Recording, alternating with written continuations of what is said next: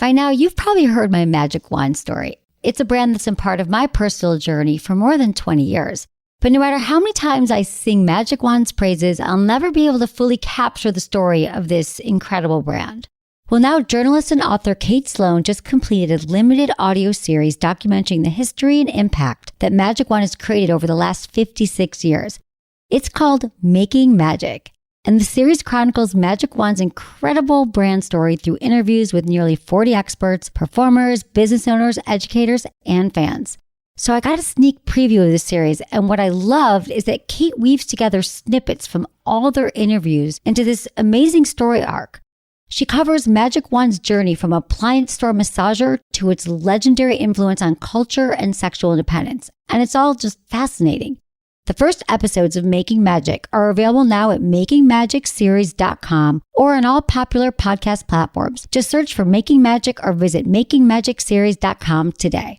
Thanks for listening to Sex with Emily. On today's show, I'm talking about important aspects of sex and why communication is a lubrication. Topics include sexual kinks, what's getting more popular and why, navigating open relationships, the real talks you must have to do it right, and strap-ons, what are the best options out there? All this and more. Thanks for listening. Look into his eyes. They're the eyes of a man obsessed by sex. Eyes that mock our sacred institutions.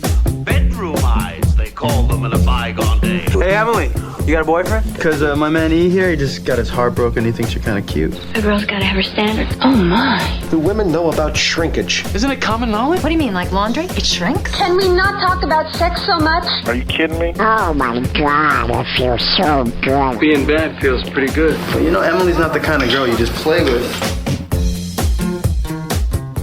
You're listening to Sex with Emily. We're talking about sex, relationships, and everything in between. For more information, go to sexwithemily.com. Check out our website because you will love it and you will love and learn. Also, subscribe to us, you guys, wherever you're listening. It's awesome. You can find us on Spotify, Google Play, iHeartRadio, SoundCloud. Give us a review on iTunes. That helps a lot.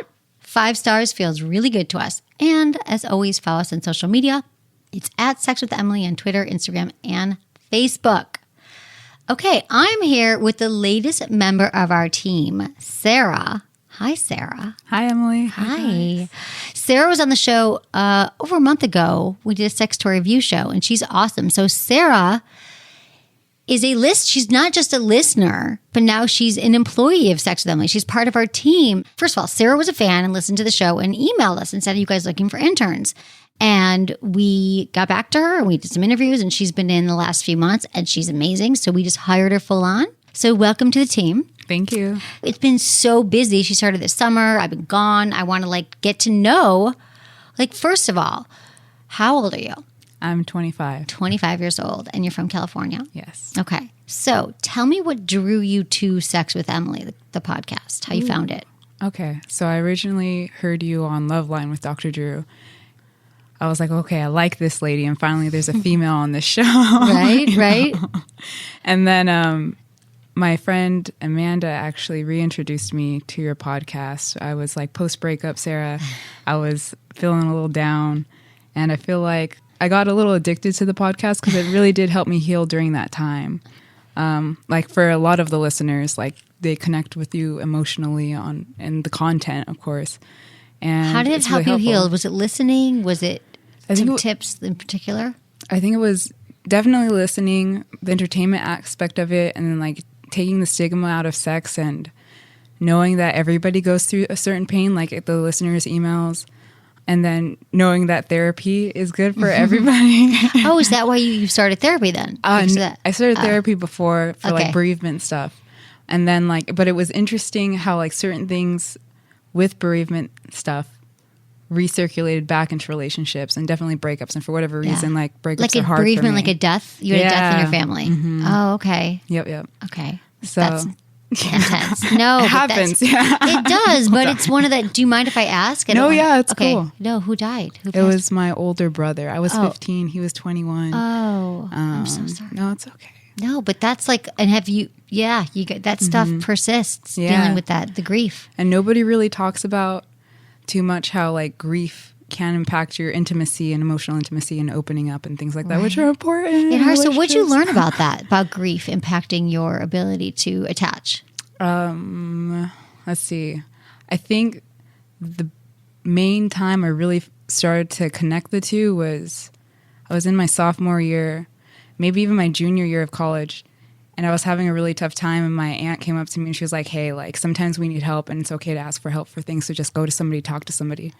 And I found a counselor at my college, and I looked up and I looked up the person I wanted to see because I wanted to make sure I could connect with them, because I've been to therapy before because my mom like put us into stuff after that death and stuff. So therapy wasn't new to me, but therapy and my trouble in relationships was something new to me that I didn't know was going to happen. Right. You have 15, right? You don't know yet. Yeah. Mm-hmm. And so that's good. So then you went back, and it's so true. And what I want to just point out what you said is that it's so true that to find a good therapist, they're not all going to work for you. Like try to see 3.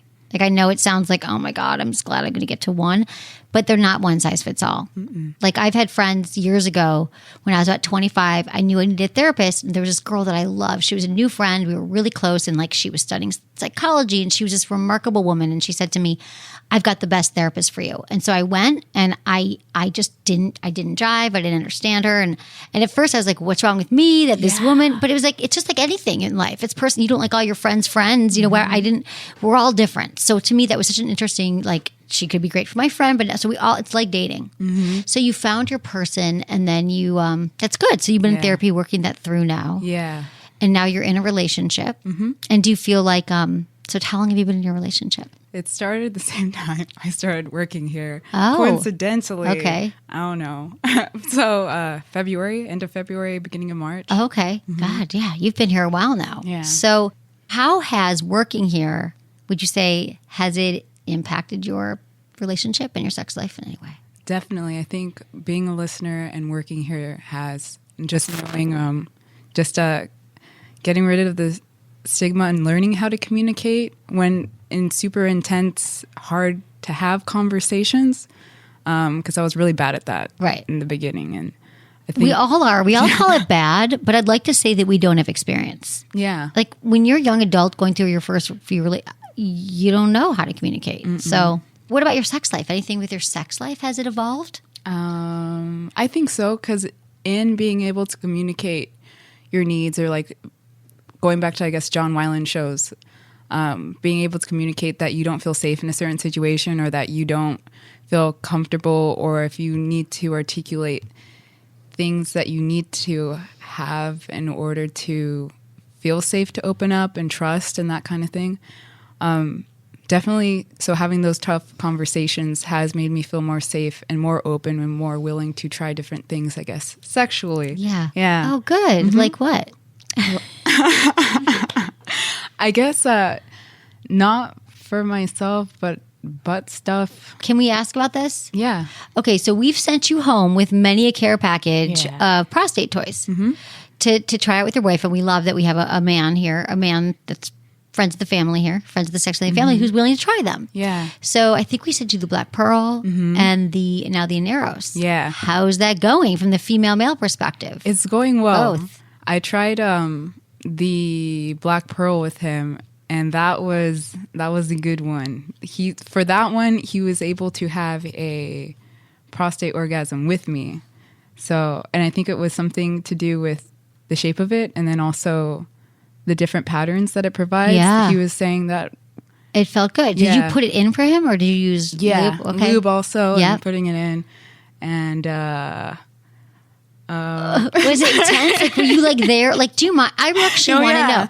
So, okay, you're like, tonight's the night, baby. I got this. So Vibratex makes this something called the Black Pearl, and we've had it for a while. When it came out, it was this, just a few years ago. We were so excited about it because it's just Vibratex. Everything they make is so well made, and it vibrates and it looks cool. And some toys are less easy to use, but that one seems like one that's a little more prostate friendly. So you get it home. Has he ever tried anything else? Yeah, he's tried the FT London G-Pop. Okay. He liked that one. He hasn't given it back to me. Like I let him, I think it was something that I left behind on accident, and then he was using it, and then like it lost its charge, and then after a while I was like, okay, he keeps forgetting to bring it back. Right. So I'm just going to give him the charger. Let him keep it. Let him keep it. Okay, so he likes it. So tell me about this. So when you are together, tell me about the night that you first used it. Like, did you guys have sex first? Did you roll him over, give him a massage? Did he go down on you? Like, how did the sexual, I want to know specifically how that act went down of trying it. Okay, so I think prior to sex happening, he just mentioned briefly like, oh, tonight would be a good night to use that. And I was like, oh, okay. And then sex happened, penetrative sex, oral sex, and all that good stuff. And then we went for that. So it was my first time doing booty play on anybody. Okay. So I used my finger just to like open up the area, I guess use the area. And of course, lube. Lube. Lots of lube. Thank Yeah. God. Yeah. Mm-hmm. Joe Lube was there. Foria slipped into the mix a little bit. Foria, Yeah. that's great to relax the anus. Can Yeah, we I talk guess about Foria, you guys? Amazing. Yeah. It's CBD, pre-lube, amazing. I love it for myself, and Yeah. it's good for everybody. And So he had already ejaculated from sex. Yeah. And then you're like, okay, relax. Let's Yeah. play with it. Mm-hmm. Okay. So a gift with this one is that, and he does his Kegels pretty regularly, and I don't think he knew that his Kegels, and I didn't know before, like talking to you about it, that Kegels can actually strengthen a man's, what is it called? The his pelvic floor, his the prostate. the pelvic floor, but also decrease the time in between. Oh, refractory period. Yeah, the refractory period. Yeah. Mm-hmm. And So he was ready to go. Yeah, he was yes. ready. You guys, if your partner can't get it up, can't do stuff, like convince him to do butt play, because that's Yeah. going to get anyone up. And he could be sleeping. He could be in the hospital. You put something in their butt. No, I mean, really, it's amazing, you guys. What I've talked about, I'm not a pusher, but many a straight man who's never indulged in gay sex, or because a lot of people used to think like, oh, it's gay, I can't do it. But you realize you got a prostate. It feels amazing. Yeah. So you put it in. I put it in, and with, I guess, in that instance, and something that we've kind of figured out with that specific toy, he doesn't necessarily like the in and out motion, but with like the back pearl, I guess because of the way it's shaped, it feels good. That in and out motion. It's like soft silicone. It's a good shape. It's right. Okay. Yeah. And Was he on his back, or was he? he was on his back. Okay. Yeah. And so then I was performing oral, and then also using the toy, and I wish there wasn't so much of a stigma for men to play with themselves, because like you've said before, it's like cancer preventative. And on top of that, like, why would you say no to something that could give you an orgasm without ejaculation? You know what I mean? Right. Like, and that's, and it's like an a different intense kind of orgasm. Yeah. So how long did it? So you pushed it right away or slowly? Slowly. Of course? Yeah. Just testing the waters, and then making sure to listen to what felt good for him and what was not okay and things like that. And also leaving the toy in while he penetrates me is also fun, because you can still feel a little bit of the vibration. Yeah, and that's then right. it's kind of hot just knowing like That's a feeling in his butt. Yeah. Oh my God, that's amazing. Yeah. So then he did that turn you on, seeing him turned on like that? Yeah. Yeah, see how that happens, right? You did it, you were there. It's like, it's such an intimate thing too. You know, we talk about enhancing intimacy, and the reason why we all want to try new things and better, why I encourage it, is because just these things, you know, it could be trying a toy, talking dirty, any little change to what you're doing can have huge, I'm sure it got you a lot closer. So then you started having sex again, and then he had a non-ejaculatory orgasm. Yeah. Yep. And how did he describe it? He said, when I've asked him before, he says like it's a super intense orgasm that's a little bit different from his regular orgasms, and sometimes he'll have them blended where he'll be able to have a P-spot orgasm and then also a regular orgasm. I don't know. Just it's hot. It's hot to see your lover like orgasm in front of you, and it feels good to like please them and stuff. Where in LA did you grow up, in this area? I guess like on the border of LA County and Orange County. Okay. Right. And what's your upbringing like? Brothers, sisters, parents? I have a lot of siblings. One older, he's the one that passed away, and then 3 boys and a little girl now. Oh, yeah, she's 8-ish. Wow. Yeah. Okay, and you live at home, right? Yes. Okay. And so my question is, what about your own like sexual awakening? Do you remember when you first masturbated? I think I was actually I wasn't super young compared to like stories that I've heard since working here, but I want to say it might have been middle school age or elementary school age, and there was a stuffed animal involved with like a nose shape. And on your bed. Yeah. That's just so common. Yeah. So common that a few years ago they came out with a teddy bear vibrator whose nose did that. It was at one of the sex shows. Yeah. What? Yeah. So you're not, just so you know, other women have humped their toy in bed. So you had did you feel, and did you remember that? Was it like, I think, you know what? I want to say it was just like it might have been like a baby orgasm, but I couldn't figure it out. I was just like, oh, that felt good. But then I was like, oh, I felt maybe that's bad to do. So then I just didn't do it again. Shame. Yeah. And then the next time it happened, I think I was watching the King's speech, and I don't know. It was like, I don't know what's super sexy about that movie. Doesn't matter. Yeah, Colin Firth, right? Yeah, is it? Yeah, he is cool. He is yeah, I see ya. You never know what's going to inspire us. Yeah, and that was cool. I feel like, I don't know about for you guys, but when you have your first orgasm, it's super intense. Or if you have your first oral experience, being on the receiving end of it, it feels really good and super intense. Yeah, those are cool. That's good. Okay. And what about you do you have orgasms easily during sex or? Not in the beginning. With this partner, it was my first time having an orgasm with another person. Ooh, yeah. That's a big moment when it can happen. Mm-hmm. I think a lot of us don't realize that, like, because we're told the first time you have it, we're going to have explosive sex and crazy orgasms. Yeah. That doesn't happen for most. But to make sense, probably not the first time, but eventually. Yeah, it happens. It's intimacy because you got to know him when you trust him. You know, women have more orgasms and more satisfaction when they're with a trusted partner. Yeah. Wow, that's great. That's good. Okay, so what has been, now that you've been here, one of the perks is you get a lot of different products. What's been your favorite toys? I think at the moment, I got to have a session with myself yesterday. Ooh. And I want to say it's the Rave right now.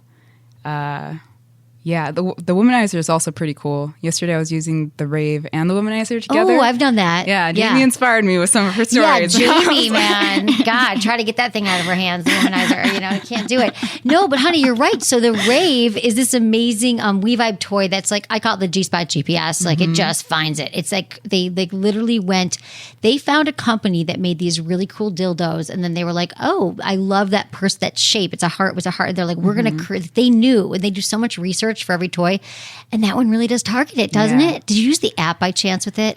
I've used the app just to test it out, but not during masturbation yet. It's pretty cool because the thing about the Rave or a lot of toys is you'd think like, why do I need it on my phone? But we're already on our phones anyway, and it's not like you're staring at your phone checking Instagram. You're actually controlling it, and sometimes it's hard to tell what levels it's going to on all toys. So yeah, anyway, next time. So use the Rave and the womanizer for your clitoris because the Rave is a G-spot toy. So the clitoris, ooh. And as foreplay, use Emily's Kegel camp because being aware of that muscle while you're using the Rave, like before I was aware of my Kegels and trying to do them regularly, I'm still at the beginning levels, but I think it made that much more of a difference in being able to find my G-spot and have that kind of an orgasm because it hasn't happened to me with a partner yet, but I feel like with the Rave, it definitely has. Yes. Oh, good. For the first time? I want to say the first time I used the Rave, I did feel something that I was like, is that the one? But this last time, it did feel differently, and it felt almost like a total body orgasm that I've heard on this show and through the emails and things like that. And so the Rave people. This was like yesterday? This was yesterday night. Sex did not happen, so I'm like, I'm masturbating. I feel like that's big. That is big, and that's exactly how I found my G-spot. I was like, F it. No partner's going to do it. It's not going to happen during sex. I'm going to go on my own mission. And then it is true about the Kegels too. So you guys, I have this iPhone app, Kegel Camp, that I came out with like 6 years ago. You've heard me talk about it. It reminds you to do them twice a day. And it really, just in a few weeks of doing it, like 3 to 4 days a week, 5 minutes at a time. And I'm bringing it up. I don't talk about Kegel. I used to talk about it all the time because I was so proud of it. I still am. But now I'm realizing that it's really so crucial for men and for women to build those muscles. And I love that it doesn't take long. And for women, you will have stronger orgasms. You're building the muscle. The muscle is stronger now. So it has more, it can cause orgasm when you clench those muscles. It's a different sensation. So I did the Rave, I did my Kegels, and that's when I had my G-spot. Really? You guys, that's your formula. Yeah, same thing. Okay. I was using the intensity, but I pour more at the time with my Kegel Camp app, and it would so every day it would remind me, because that's what I needed. I'm like, I'll do it all day, but if I don't have a reminder, so it'd come up, I'd go home, I'd work the intensity, which uses gentle electrostimulation. It does the Kegels for you, and then I would use the rave, and then I like feel like it was like my vagina was like, my vulva was super happy in orgasms. Okay, that's good. Look, see, exploration. Yeah, because where you were at before yesterday is where, not you, but a lot of women have been at. They're like, never has happened during oral, so it's just not, or during intercourse, it's not going to happen for me. And so, I mean, I was like 10 years older than you, so you're 25. I was like 35 when I found it. So like, I'm telling you guys, it can happen to you, but no pressure. But just on your masturbation journeys, maybe work in a few more tries. Try your Kegels. That's really cool. Okay, I love it, Sarah. Well, welcome to the team. It's been so lovely having you here and getting to know you. And she's really smart. She's writing blogs on the site and reviewing toys, and just a great addition to the team. Okay, Sarah, let's do some sex in the news and then get into some emails. Forget 50 Shades. Tracy Cox reveals the very unusual kinks on the rise, including men who watch their partners in bed with someone else. So sex expert Tracy Cox, she's been around for a while, and she reveals the very unusual kinks that are on the rise. She says that more and more men are becoming interested in voyeuristic sex, and women are choosing to watch gay porn, male and female, over straight porn. So what the study found was, there's a few things. Women are watching more gay porn. According to Pornhub, one of the biggest porn websites in the world, gay male porn is the second most popular category viewed by women using the site. Now, I've heard this for years. I've had friends when I've been doing this, or people, listeners are like, is it okay? I watch gay porn. I'm not gay. I think for women, they just find two men, you know, it's attractive men having sex. Typically, they look different than men in straight porn. And they're all about each other. They seem a little bit more passionate. They're, you know, and there's no other women in the mix. So for women who are like, I don't have blonde hair, or I don't look, it can just be a lot less threatening in some ways. And also they, you know, the men just seem more authentic to people watching. Like, it seems like they're really into it. We don't know. It's still a porn. It's still entertainment. What do you think about that? Have you ever watched gay porn? Yeah. Tell me, right? I like it. Gay porn's fun. It's funny because I remember listening to your show maybe like a couple years ago, and it used to be said that women like to watch women gay porn or lesbian porn. Yeah. And seeing this now that most people are watching male porn is also, it's cool and interesting, and it makes me wonder if it's because of the way it's shot, if it's because, I mean, as women, we're so used to objectifying each other in movies or whatever we're watching because it's from the male perspective, like the camera lens. So, I mean, like, this is hot. It is hot, right? Yeah. Right, but hot because it's still from the male perspective, but maybe it's a gay director. Perhaps, yeah. Right? That's interesting too, I wonder. Yeah, because I think that the problem, my challenge around basic Pornhub straight porn is that it is from the male gaze. It's mostly, it's a channel for men, like, and that they're looking at it, how can we do something that's hot for the male viewer, not the female viewer? So that's why we're like, we feel left out of this equation. That's not necessarily hot for us, that he's just pounding her away in the ass without using lube, or like, is it painful, or whatever they're doing. But that's why we love like Erica Lust and other porns that are like from the female perspective. So that's a good point, that in gay porn it probably would be a director who he's about like the men showing their passion, and it feels good, doesn't feel, maybe it's disingenuous. Perhaps, yeah, and the actors perhaps, and be more into each other. Yeah, I like gay porn too. I haven't watched it in a while, but I do. I'm actually literally writing right down right now because I've been talking to my boyfriend. I'm like, let's watch more porn that I like. And we haven't done that in a while. Not that we watch porn that we just haven't watched a lot lately. And when we do, I'm at his house and he like rolls up whatever he's got. I'm like, I've got my porn. So that's cool. Okay, so here's the next thing. The next thing that's on the rise is men wanting their wife to have sex with someone else, which is called cuckolding. And this was like a term that's been around forever. And you're like, oh, cuckolding. It was kind of a jokey term, like are you going to be cuckolded? Basically, the fantasy is, it's a common fantasy for straight men and the fastest growing fetish in the world. So why would watching your partner have sex with someone else turn you on? So the theories behind this has always been there's a voyeuristic element, and infidelity is forbidden, so it appeals on a primal level. So someone can be watching you and that's really hot, and it's not supposed to be happening. Like, your wife shouldn't be having sex. So there's something about the taboo. A lot of these go back to taboos, and you're like, oh my God, it's so wrong that it's so hot. Another theory is thinking your partner is irresistible because it boosts your ego. So here's another guy who wants to have sex with your partner and it feels good. Like, look how desirable she is. So, and the most common form of cuckolding is men watching their wives or long-term partners have sex with other men. So, I just think it's taboo. What do you think about that?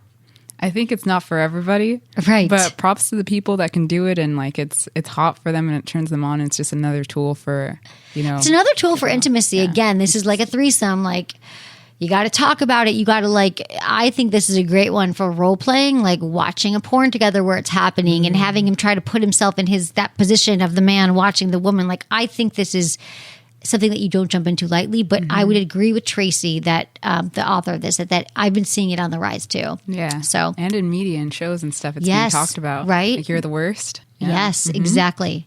Having a romantic or sexual relationship with an object instead of a person. So this is probably like robots or inanimate object. People develop deep emotional, sexual, or romantic attachments to inanimate objects, sometimes even marrying them. One woman, Erica Latour Eiffel, believes she's married to the Eiffel Tower. Another woman says she's married to the Statue of Liberty. So, and then there's a rise of real dolls and sex robots has edged this category of sexuality a little closer to mainstream, which saying there's no difference in falling in love with a doll made for pleasure and one that isn't. That just makes me a little nervous that we're just going to have our phones and our robots and we won't ever talk to a human again. Yeah. So, but I'm just reporting here what has been found. The other thing is foot fetish parties. This is around to stay. Maybe popular in your grandmother's day, and foot fetishism is still one of the most common forms of sexual fetishism, with feet the most sought after non-sexual body part. After all the other non-sexual, it's not hands, it's not your elbows, it is your feet. And they say that, there's now a foot fetish party events. Men can suck on the toes of foot models. So what do you think about that? Feet have some erogenous zones, correct? For women, yes, for women? absolutely. Is it just for women or no? Well, and for men too. Okay. I think, God, you guys, if you ever say Chinese medicine or get any reflexology in your feet, and there's all these pressure points. So I believe yes, there's a lot of nerve endings, like in your toe. It could be connected to your nipples or something. There's different spots. Oh my gosh! Yeah, what? I swear to God, you get pressure points and you feel things like your liver, your kidneys, your vagina. I don't know. So that could be it too. Yeah. Okay. There's some parts that feel good. That might be next tonight with your boyfriend. Hey. Good old Sigmund Freud thought that people sexualized feet because they look like penises. Of course he did. Everything was about a penis. And others say this is what I've always believed, that it's some kind of child imprinting where maybe you were in third grade and your teacher came to reprimand you, but she was wearing flip-flops. You saw her toes. And there was something about it and you were like, oh my God, that's really hot. And in the moment, it just takes one instant and it gets linked in. And then you're into your head. From and then childhood. From childhood. And then working that out in adulthood. Exactly. Ooh. So that's what happens. Yep. Right. That's how people have it. And the thing about a foot fetish is that, and any fetish, is that when you have a fetish, it typically means that object, whatever it is, the robot, the foot, is required for ejaculation. So it can become a little tricky. You're like, there's no feet. So what do I do? That's hard when you're in a relationship then. I mean, maybe not everybody, hopefully, no, not everybody has feet. Well, right. But most people have feet. You guys are No, I get it. No, we try to be very PC here, but no. Yeah. I love it. Yeah. No, but right. It is hard. Not everybody, you can't always find a foot when you need it. Or an Eiffel Tower. You can't always find an Eiffel Tower. That would suck. These aren't These aren't all fetishes per se. You have to have sex outside with the Eiffel Tower or with your partner right next to it all the time. Got to fly to Paris every week. It's a pain in the ass. So that's what's on the rise. All these are not fetishes per se, but they're what's on the rise. But you're right. That'd be hilarious. Mm-hmm. Back to the Tour Eiffel. Okay, thank you, Sarah. Anything else with this? I think we got it. We wrapped it up. Okay, guys, we're going to come back. We're going to answer your emails. Give a quick shout out to our sponsors. You guys, we love our sponsors. We got some new people this month that I think you're going to like. And we'll be right back with your emails.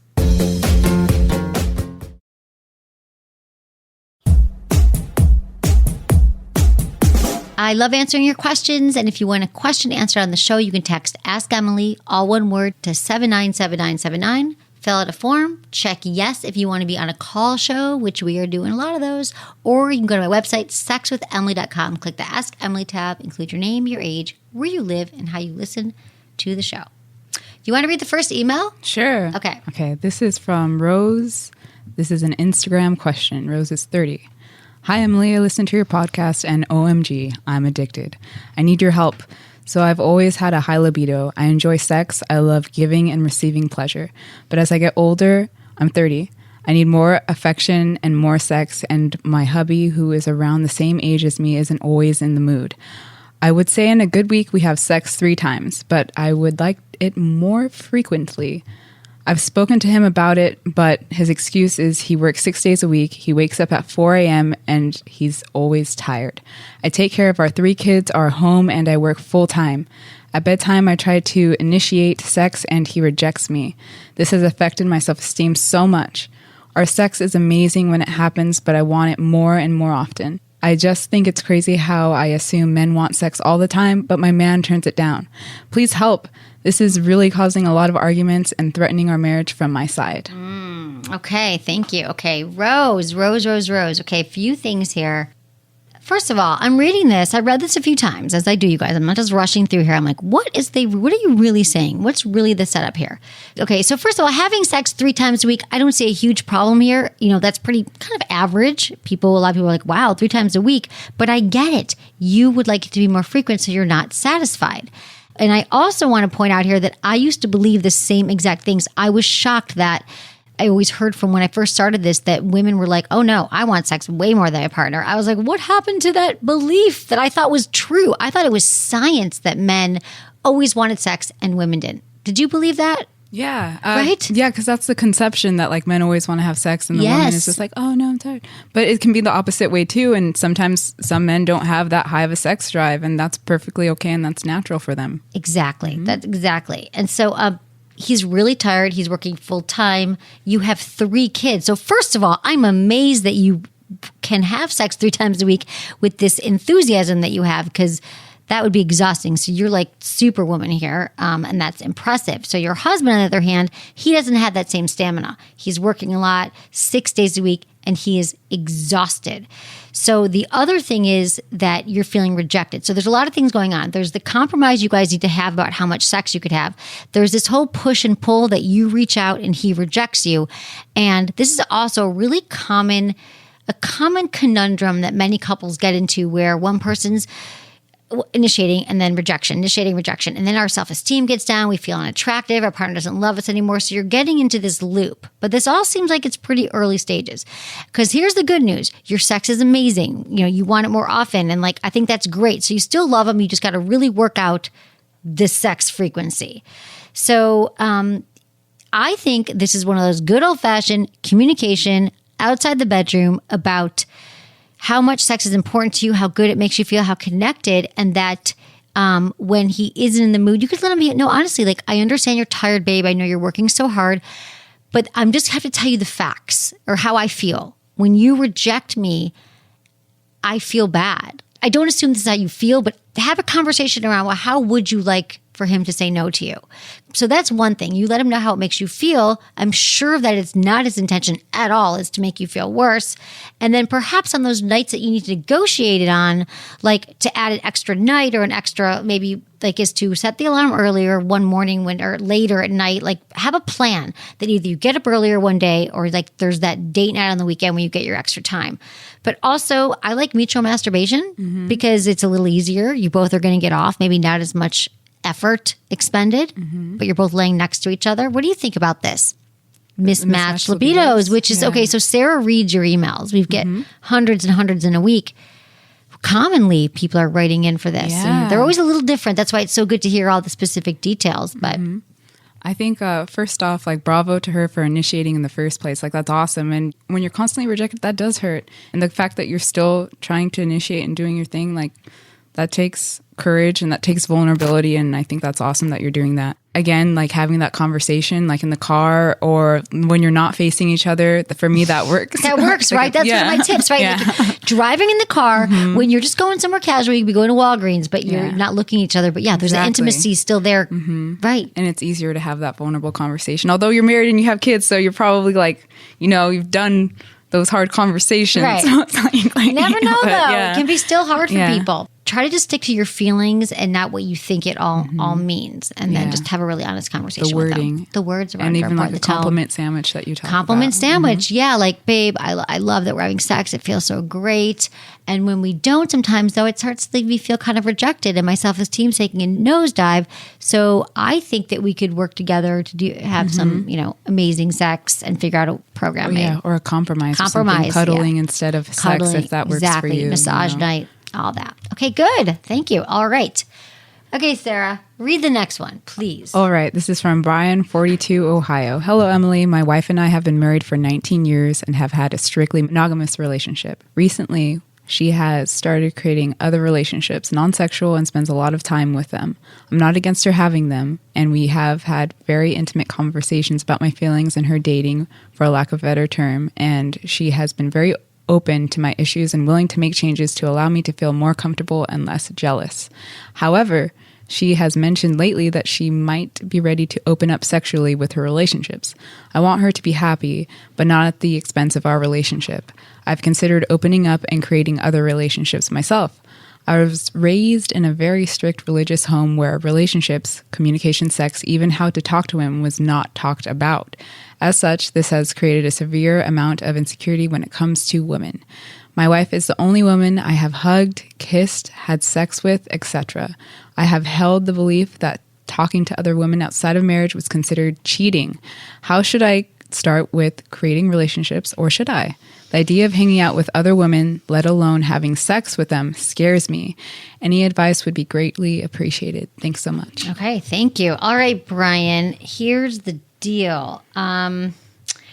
I think that there's two things going on here. There's the opening up of the relationship, and I think this is something you guys got to really pull back on. You've been together 19 years. It sounds like she's starting to think about it more. You're not quite on board yet. So this is when nobody acts, nobody sleeps with anyone else, and you got to like pull it back and make sure that you actually do want this. Because now I'm going to say point 2 is your upbringing, okay? Even if we have an intellectual understanding of how our upbringing might not have served us, like messages from society or parents or religion, it's not that easy to escape it. Like you were getting a certain message from the time you were born till the time you moved out of your parents' house, and maybe later than that. So, and the fact that you don't have a lot of experience in your mind talking to women, and you're like, I don't even know how I'd go out and find an extra person because it scares you. You're actually, it's scary for you to approach them and to have sex with them because it doesn't sound like you have experience with this because you've been with your wife for so long. It sounds to me like overall that you're probably not ready yet to open up this relationship. Bottom line, I think that, you need to pull back and be really honest with her. I'm sure she knows you. I'm sure she knows your struggles. And I think that if it's not for you right now, that's okay. And if you think it is for you, but you're just not ready for the sex part, maybe you could, if you guys make these agreements, it might be okay to start dating or practicing talking to women so you get that mojo back. Because really, if you open up, you guys need really good trust and communication. You just have to practice that first. So...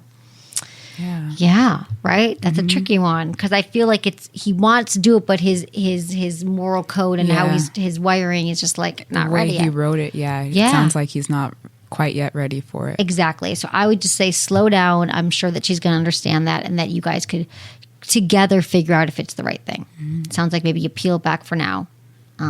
Is my advice. Okay, I'll read the next one. This is from Brad, 37 in Wisconsin. Emily, I recently started listening to your podcast and I really enjoy the topics you bring up. My wife and I have been married for over 10 years now and together about 13. Our sex life has been great too. However, I don't think she's enjoying herself as much as I do. When I bring up the subject of fantasies, her auto response is just seduce me. I'm puzzled by this and have no idea where to go with it. Also, her needs are very different from mine and rarely want to have sex and gets upset when I try to be affectionate. How can I get her to be more affectionate towards me, increase the amount of sex we have? And most of all, what is she implying by her statement of just seduce me? I look forward to your reply. Okay, Brad, I think you're right. Like, here's the thing. She does have to tell you what it means to seduce you. I think that we just say things sometimes. We're like, just make it happen or just make me feel sexy or just... our partners don't necessarily know what that means. Like, really, like, he might have never seduced anyone. I mean, he might, for you, it might look like flowers and candy. And for other women, it might look like he might think you want a massage. So I don't know. So I think that you got to get specific. And you can also tell her, like, this is what you think. Maybe you could even say, well, when I think of seduction, I think of making you dinner and feeding you food slowly over the fireplace. And so you got to find out. And then, so here's the other thing about affection and sex. This is a very common tangle that couples get into. I think a lot of us crave affection in relationships, but we've created up these patterns where often one partner will get affection and start kissing, and then immediately they want to have sex. Where the other partner's like, can't we ever hug? Can't we ever just touch? And so what happens is she might be pushing away your advances to be affectionate because she doesn't want every time you touch her to lead to sex. So it sounds like she just might need some more communication and some foreplay, maybe some kissing and massage and setting the mood without the pressure of sex right now. Yeah. And figuring out her love language maybe. And if she doesn't know, maybe like have her take a quiz on it. I love it. Yeah. So that you know, because like if you ask her the question, like, what do you mean by seduce me? And she's like, I don't know. Figure it out. Yeah. That's not fair, by the way. It's not like some Superman trait. You should know what your particular woman wants when you say seduce.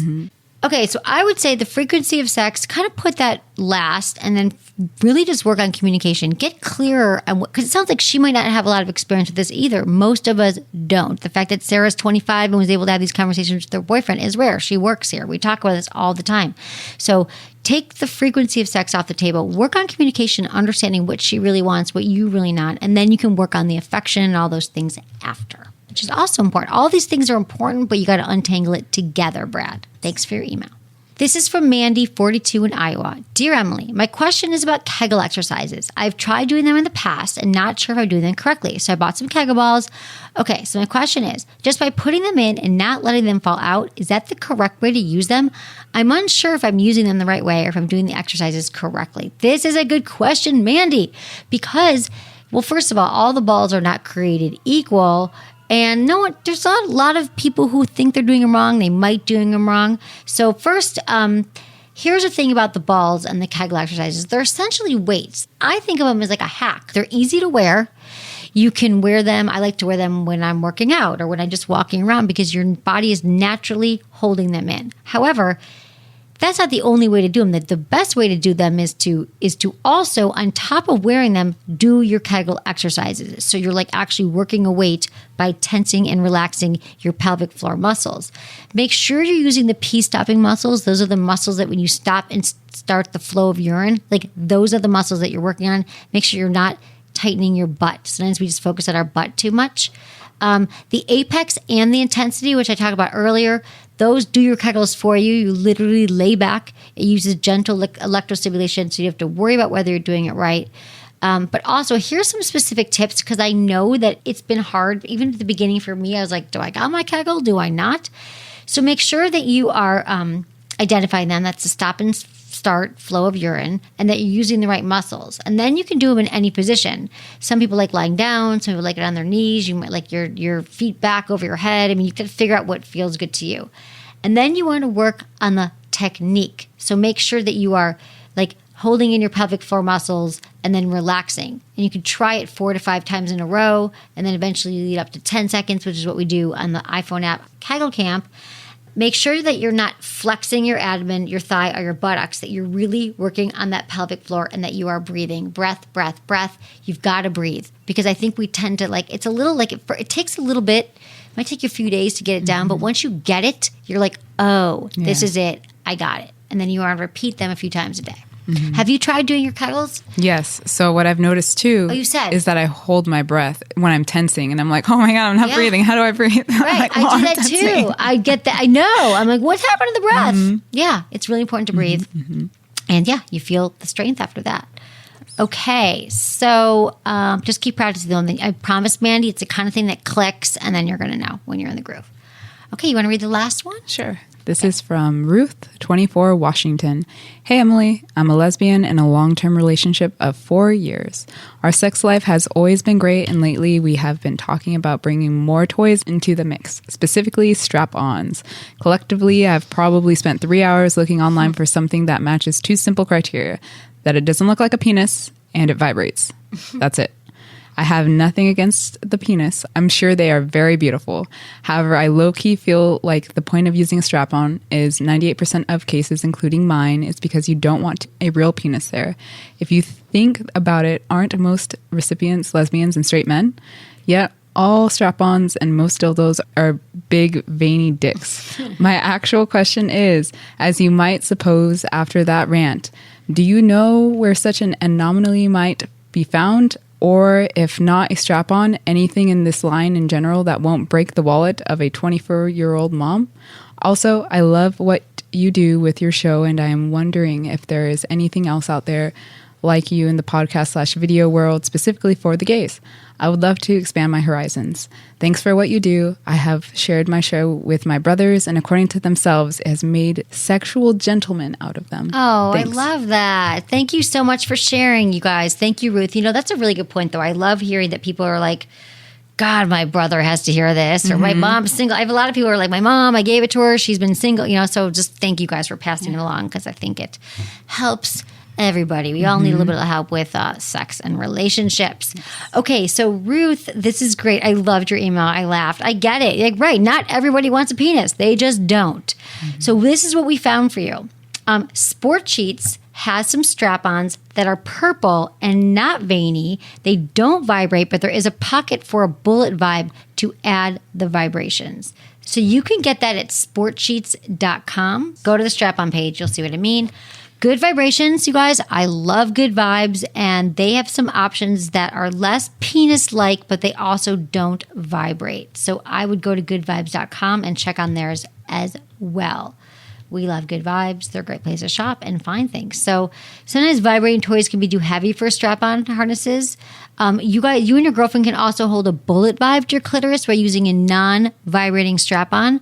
The WeVibe Touch or the WeVibe Tango are great for this. And you can also try an insertable toy like the WeVibe Rave. Place it between your legs, lay on your back where your girlfriend rides you, or vice versa. Also, as far as other shows, Sarah Boebi, Boebi, has a YouTube channel with a lot of information about lesbian sex, and Dan Savage. That's what I got for you. Yeah. Okay. So thank you so much for the question, Ruth. Thank you, Sarah. Thank you, Emily. This was so fun. Yeah. Great. Welcome to the family.